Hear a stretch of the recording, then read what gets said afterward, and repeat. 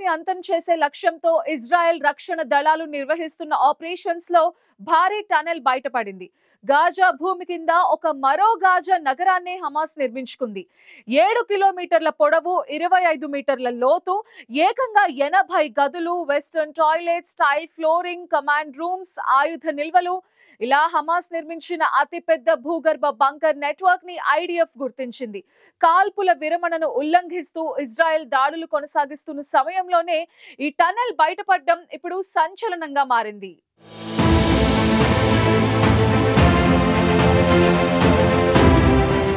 భూమి కింద హమాస్ నిర్మించుకున్న రహస్య రాజ్యం ఇప్పుడు బయటపడింది. హమాస్ను పూర్తిగా అంతం చేయాలనే లక్ష్యంతో కాల్పుల విరమణ ఒప్పందం జరిగినా ఇజ్రాయెల్ మాత్రం గాజాలో దాడులు చేస్తూనే ఉంది. తాజాగా ఫిలడెల్ఫీ కారిడార్ సమీపంలో ఐడిఎఫ్ అతిపెద్ద హమాస్ టన్నెల్ను గుర్తించింది. భూమి నుంచి 25 మీటర్ల లోతులో 7 కిలోమీటర్ల పొడవైన ఈ టన్నెల్లో హమాస్ ఉగ్రవాదులు భూగర్భంలో ఏకంగా ఒక నగరాన్ని నిర్మించుకున్నారని ఇజ్రాయెల్ బలగాలు వెల్లడించాయి. దీన్ని హమాస్ కీలక నేతలు తలదాచుకోవడానికి ఉపయోగించడంతో పాటు ఇందులో ఇజ్రాయెల్ అమర సైనికుడు హదర్ గోల్డిన్ను బందీగా ఉంచినట్లు ఐడిఎఫ్ నిర్ధారించుకుంది. గోల్డిన్కు సంబంధించిన వస్తువులు ఇక్కడ లభించినట్లు ఇజ్రాయెల్ బలగాలు ప్రకటించాయి. ఈ టన్నెల్ను జనసాంద్రత గల నివాస ప్రాంతాల కిందుగా UNRWA కాంపౌండ్, మసీదులు, క్లినిక్స్, స్కూళ్లు లాంటి సున్నితమైన ప్రాంతాల గుండా నిర్మించబడింది. దీంతో పౌరులను మానవ కవచాలుగా ఉపయోగించుకునే హమాస్ వ్యూహం మరోసారి స్పష్టమైంది.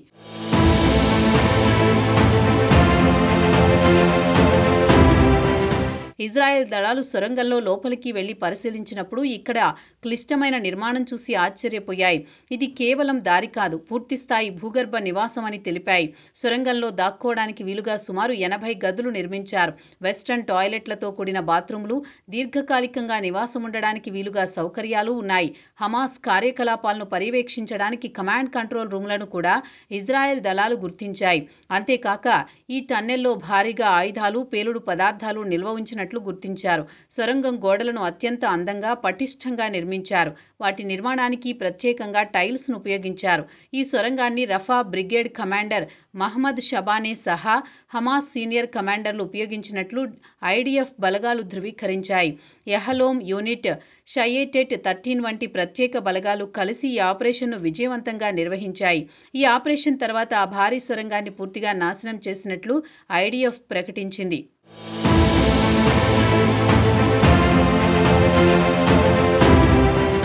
ఈ సొరంగం బయటపడడంతో ఇజ్రాయెల్ చరిత్రలో అత్యంత విషాదకరమైన కథల్లో ఒకటైన లెఫ్టినెంట్ హదర్ గోల్డిన్ ఉదంతం మరోసారి వెలుగులోకి వచ్చింది.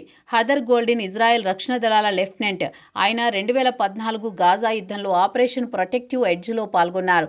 ఆ యుద్ధ సమయంలో అమెరికా, ఐక్యరాజ్య సమితి మధ్యవర్తిత్వంతో కాల్పుల విరమణ ఒప్పందం అమల్లోకి వచ్చిన కేవలం 2 గంటలకే హమాస్ ఉగ్రవాదులు గోల్డిన్ను అపహరించారు. అప్పటికి ఆయన వయసు 23 సంవత్సరాలు.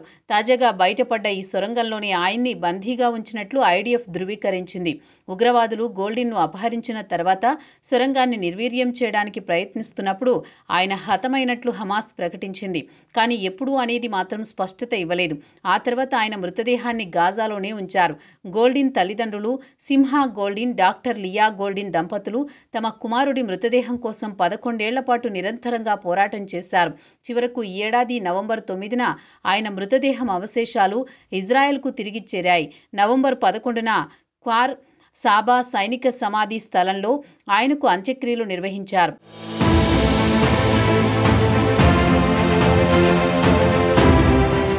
ఇజ్రాయెల్ చరిత్రలో అత్యధిక కాలం బంధించబడిన సైనిక అధికారిగా హదర్ గోల్డిన్ పేరు చరిత్రలో నిలిచిపోయింది. గోల్డిన్ కథ ఇజ్రాయెల్ సైనికుల త్యాగానికి, అలాగే బందీలుగా ఉన్న సైనికుల కోసం ఆ దేశం చేసే పోరాటానికి ప్రతీకగా నిలిచింది. యహలోమ్ యూనిట్, షయ్యేటెట్ 13, 162వ డివిజన్, గాజా డివిజన్ వంటి అత్యంత ప్రతిష్టాత్మక దళాలు ఈ భారీ ఆపరేషన్లో పాల్గొని సొరంగాన్ని పూర్తిగా నిర్వీర్యం చేశాయి. భూమి కింద దాగి ఉన్న హమాస్ సైనిక నెట్వర్క్ ఎంత విస్తృతంగా ఉందో ఈ ఆపరేషన్ మరోసారి ప్రపంచానికి చూపించింది. గాజా పౌరులపై ముప్పును తొలగించేందుకు ఈ చర్యలు కొనసాగుతాయని, హమాస్ నిర్మించిన ప్రతి రహస్య మార్గాన్ని, ప్రతి బలమైన కోటను ఛిద్రం చేస్తామని ఐడిఎఫ్ ప్రకటించింది. అయితే ఈ ఆపరేషన్ మరో ప్రశ్నను కూడా లేవనెత్తుతోంది. సివిలియన్ ప్రాంతాల కింద ఇంత భారీ మిలిటరీ స్ట్రక్చర్ ఉండడాన్ని ప్రపంచం ఇంతకాలం గమనించలేదు. అంతర్జాతీయ సంస్థల కార్యాలయాల కింద సొరంగాలు నిర్మించగలిగే పరిస్థితులు ఎలా ఏర్పడ్డాయి? గాజా ప్రజలు ఎదుర్కొంటున్న బాధ, హమాస్ కార్యకలాపాలు, ఇజ్రాయెల్ ప్రతిస్పందన ఇవన్నీ కలిపి ఈ ప్రాంతాన్ని అంతులేని సంక్షోభ భూమిగా మార్చేశాయి. మొత్తంగా తాజాగా ఐడిఎఫ్ చేసిన ఆపరేషన్తో హమాస్ భూగర్భ నెట్వర్క్ ఇంకా బలంగానే ఉందని స్పష్టమైంది. అంతేకాక గాజాలో భూభాగంపై జరిగే యుద్ధానికి బ్రేక్ పడినా భూగర్భంలో ఇంకా యుద్ధం జరుగుతోందని తెలుస్తోంది. ఈ సొరంగాన్ని ధ్వంసం చేసినప్పటికీ ఇంకా అలాంటి సొరంగాలు ఎన్నున్నాయనేది ఇప్పుడు చర్చనీయాంశంగా మారింది.